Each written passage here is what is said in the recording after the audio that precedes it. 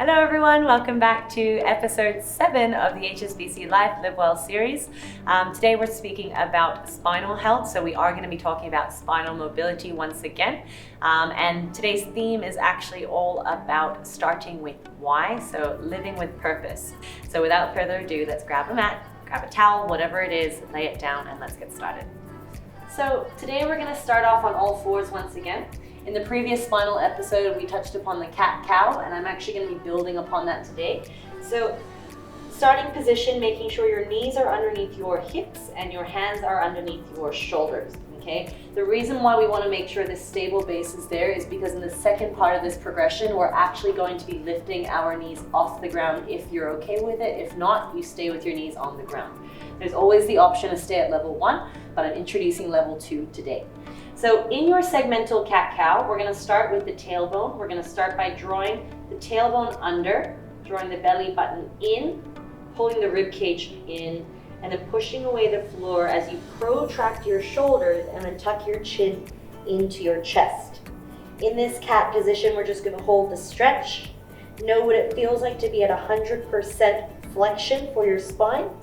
And then from here, as we hold that stretch, you keep your chin tucked in, and then you move just the tailbone. Compressing the abdominal wall, you uncurl bit by bit, vertebrae by vertebrae, dropping the belly down, starting to pull the shoulder blades back, pulling your chest through, and then your head comes up last. Once again, you don't crunch into the neck here. You make sure your spine is long, your neck is long, and you grow tall through the spine. Then from here, tuck the chin down. Now we're going to move from head first. Keeping the tailbone where it is, we're going to push through the floor, drawing in, round, and then from here, we slowly curl on under and hold your cat position once again. In your cat position, you suck your belly button up, not just your belly button, but also your lower belly. So you want to compress this space here as you hold that in for another 3, 2, 1. And this time we're going to go back to the tailbone first. Tailbone curls under. Start to move segment by segment, all the way up and towards the chest, shoulders, coming up into your cow position. We've only got one more rep like this before we progress, tucking the head down. So remember, head and neck is an extension of your spine. Compress, control, little bit by little bit. You'll start to notice that over time, the more you do this, you'll start to get more fluid throughout it. But it takes practice. Spinal work is probably one of the more boring sides of mobility that people don't really want to do, but I have to say it's probably the most important part that you should be doing. So from there, we're going to find our neutral position. We've done our 3 reps, now we're going to link it up and make it a progression. So level 2, we're going to find the neutral spine. Neutral spine is just having that natural lumbar curve here rather than trying to overdo it. So here, we now look to keep this neutral spine, lift the knees 1 inch above the ground. So here you're going to find the demand through the quads and the arms is quite a lot. So if at any point you feel this is too much, you can always bring it back down and go back to the segmental cat-cow from the floor. Before here, we're now going to go back up into 2 reps only because this is going to be slow and controlled moves.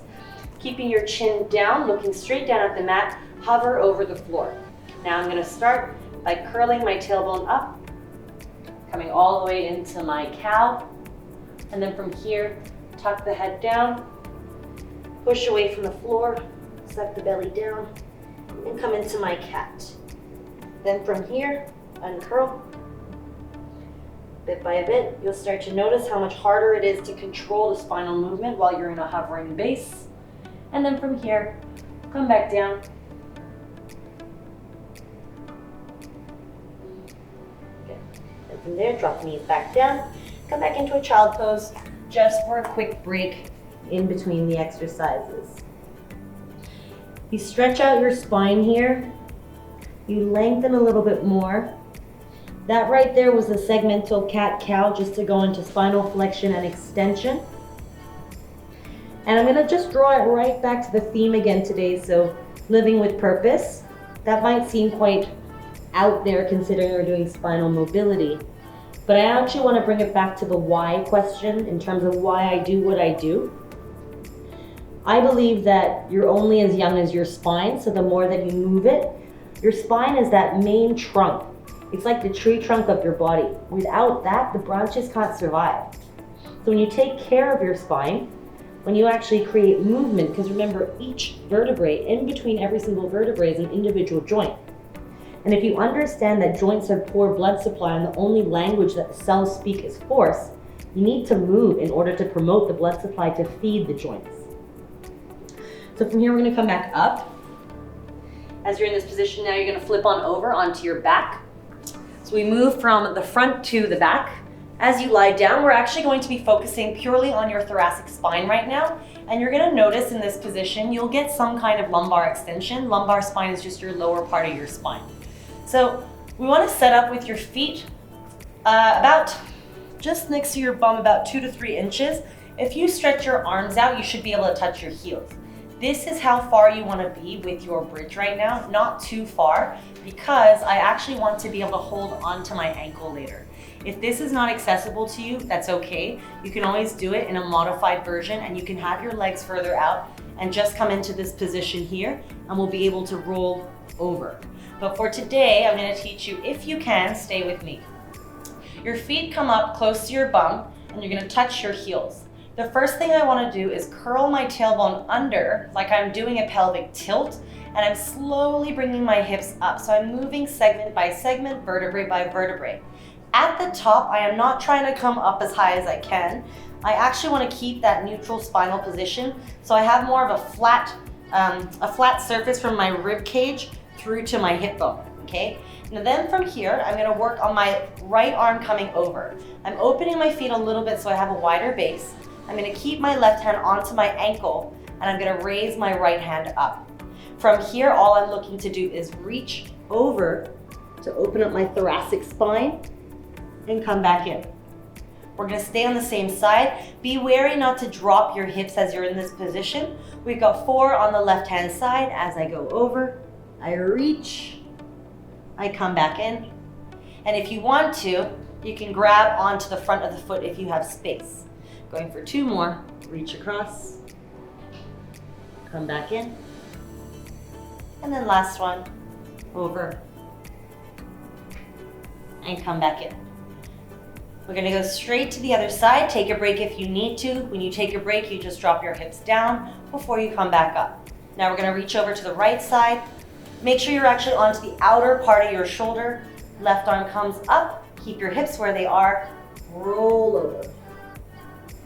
Come back in. Then again, roll over. Come back in. 2 more. Hold on if you can. Roll over. Come back in. Last one. Rolling over. And come back in. Slowly come out of that. Draw your knees to your chest. And then just rock from side to side. So we've gone from our spinal flexion extension to going into our thoracic rotation, and we're just gonna finish off with lumbar rotation here. So in this position, we're gonna bring our legs into windshield wipers. Our feet are gonna be as wide as the mat, or just off the mat rather. And then all we're looking to do here is keep your arms out wide. My knees are gonna drop over to the left-hand side. I hold, then I come back in and change to the other side. So each time I bring my knees to the ground, I'm driving it down with purpose here. I know what I'm after in terms of opening my lower part of my spine and my hips right now, so I'm gonna channel that energy into those areas rather than just move from side to side. With every single movement that I do, I've got the intent of controlling it. I want to know what muscles I'm supposed to use. Otherwise, there's really no point in doing the exercise. Exercise is often just a tool that we like to use to teach you about your body, but realistically, there's so many things that can be transferred across into other aspects of your life. How you deal with hardship, how you deal with stress, how to switch off from the outside world to focus on the task at hand. If you let your mind wander, or you're not focused in on the one thing you're supposed to be doing at the time, change to the other side. Often that's where you have the distraction, and then you won't do the job so efficiently. So from here, we're gonna come back into the center. We're gonna draw our knees into our chest one more time. We're gonna hug our knees in as close as we can and just rock side to side. Last one from here, that was just to open the hips and the lower spine. You can move your feet around as well. You'll start to notice, if you do know me, I can't sit still, and that's not a bad thing. I just like to move around. I like to move my joints around. So from here, we're gonna finish up with one more. Placing your fists into the ground. Knees are gonna come in towards your chest. And then if you can, glue your knees together. We're just gonna look to slowly roll over onto the left side, into this spinal twist. You wanna try and keep your right shoulder blade down on the ground the entire time. And if you want to, you can cross your legs over to go deeper. If not, you stay where you are here. You keep your knees stacked one on top of the other rather than letting one drop off this way. So you hold it there and you pull your right arm in the opposite direction for 3, 2, 1. With control, draw your belly in, come back up to the start. One more on the other side as you draw it up and over. You hold in that position there. Draw the right shoulder down, but also draw the left shoulder blade down. Cross the leg over if you want to make it more intense, or you stay where you are. Stacking one knee on top of the other. And again, bringing it back to why I do what I do. I think I've learned over my life lessons just throughout the times, throughout my experiences through sport, through school, through just life in general. There's no point trying to please anyone else. At the end of the day, your happiness is dictated by what you do and how you choose to see the world. And I realize that the less you care about what people think, the happier you can be. And for me, I like to share what I know because I know a lot of people don't have access to it. So I'm trying my best to share the knowledge so everyone has that opportunity to actually better their health. And remember that health is not just your physical body. I'm only teaching you that one side of it, but I'm trying to shed light on the mental, the emotional, all the other stressors in your life as well. I'm trying to piece them all together. As you come back into the center, you're gonna slowly just let your legs fall into an open butterfly position as you bring one hand on your heart and one hand on your belly. We're gonna finish off with a breathing exercise here. Just helping to slow the mind down. You can choose to keep your eyes open or your eyes closed, whatever you prefer. Being in a meditative state doesn't mean you have to have your eyes shut. Often I find that meditation is actually easier when I look into a blank space. So when I just look into the space in front of me, I'm not looking at any one thing in particular. But I'm focusing in on my breath and I'm trying to feel my belly rise and fall as I push into a diaphragmatic breath. So as I inhale, I'm going to inhale for 1, 2, 3, 4. Out. 2, 3, 4. In. 2, 3, 4. Out. 2, 3, 4. One last one, and in. 2, 3, 4, out, 2, 3, and 4. Taking one last deep breath in, stretching your fingers overhead, arms interlinked, fingers interlinked rather. Keep your legs in butterfly and stretch, stretch, stretch. And then bring yourself back into the room. And then that brings us to the end of today's episode for your spinal health. Hopefully you feel nice and long after that. You actually then elongate your spine a little bit more. Also hope you've learned a thing or two.